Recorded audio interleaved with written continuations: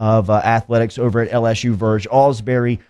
It was an eventful weekend, Verge. We always appreciate your time. Good morning. How are you? Good morning, Jordan. You mentioned John Thompson. I remember him when I was in the 11th grade in 1984, and he was the first African American basketball coach to win a national championship. Condolences out there to his family. He was a great leader in our athletic world. Yes, thank you. Thank you for that statement this morning, Verge. And I don't know if you recognize this. I don't know if this makes.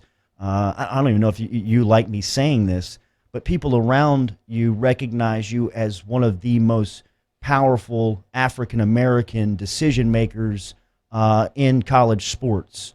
And this weekend and at this time, that is very much highlighted. LSU football, the players put together a peaceful protest on campus on Friday, and then one of the best players in college football that happens to be on the team announced on Sunday that he was opting out. What was this weekend like for you as a decision maker, as an administrator, Verge? Jordan, it's never a dull week around here. There's always some excitement. You said that about a leader in the African American athletic community, but we're educators, Jordy, and we try to teach our young people to make right decisions, to make the best decisions, to express themselves. That's what we do. That's why you come to LSU. We welcome it. Our young men did a great job with the march on Friday. That's what they wanted to do, and the coaching staff and all of us, we supported it. They had a great meeting with President Gallagher at the president's office, and in fact, Coach O met with them over there, as you know, at the president's office. And the next day, I was there helping people in Southwest Louisiana, loading up stuff at Healing Place Church to send to Southwest Louisiana. So that's what we want our young people to do. It's just not about football. It's not come here and just play ball and recruiting. It's about we educate young people to be leaders and leaders in our community and our state, like I always talk about. That's what we do with young people that we bring to LSU. We want them to be better. When they come here, they leave here as better. And, you'd have heard some of the guys speaking in some of their conversations with the president, with the coaching staff, with the coaches. You would understand that, and people would understand that they're the guys who are going to be future leaders in athletic administration and teaching and coaching and whatever they do in their lives. That's what we expect, and that's what we teach here at LSU. You have a great relationship with this team, both holistically and individually with some of the players. What's some of the feedback that you get from the leaders, Jacoby Stevens, some of the guys on this team that they maybe not expect, but some of the change that they hope for? I think everybody they would like to be heard, and I think in any organization you have people, athletes, players, coaches. Everybody would like to have a voice. And it's not about one situation. It's about, just where we are now in social justice. And, we teach that. And they tell us, what they like and what they don't like and, their concerns. And, that's all people want to do. They want to be heard. And that's why it took place. And that's what you have. We are family. The teams are families. And every team's chemistry is different. And the leadership is always different on every team you have. But, in that leadership, they want to be heard. They want they want to talk. They want to express themselves. And look, we give them that right, and we support that. Yeah. Verge Ausberry joining us here, ESPN Baton Rouge, New Orleans, Alexandria. You can catch Verge every Monday morning right here on Off the Bench, 7:30. He is the Executive Deputy Director of Athletics over at LSU. Big news for the football team yesterday and for college football. In my opinion, Verge, the best player in the sport, JaMarr Chase, made a really tough decision. He opted out for his junior year. Tell me some of the communications that you've had with Chase, and then what was your reaction to the choice? Jordy, I wanted to start off with something. He didn't officially make the announcement yet. Yeah. So I think he and his family are still talking about the decision. Jordy, look, he's one of the best football players in the country. We know that.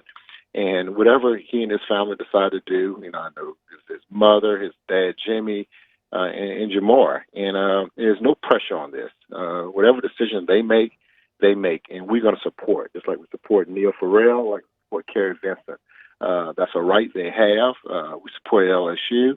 Like you said earlier, the next guy up. Love to have JaMarr, but JaMarr has to make a decision, he and his family. And we're going to support that decision, whatever it is. He's one of us. He's a Tiger. Yesterday, Jordan, I got a lot of phone calls from people, too. And I want to say something else while I have everybody's attention. Yes, sir. I got a lot of phone calls and texts yesterday about former players advising him, agents in his head, and different things like that. That didn't happen, especially a guy by the name of Ryan Clark. And I got emails and texts on that. Ryan Clark helped him make his decision. Ryan Clark has never even talked to JaMarr about any of these things. And, Ryan makes statements out there.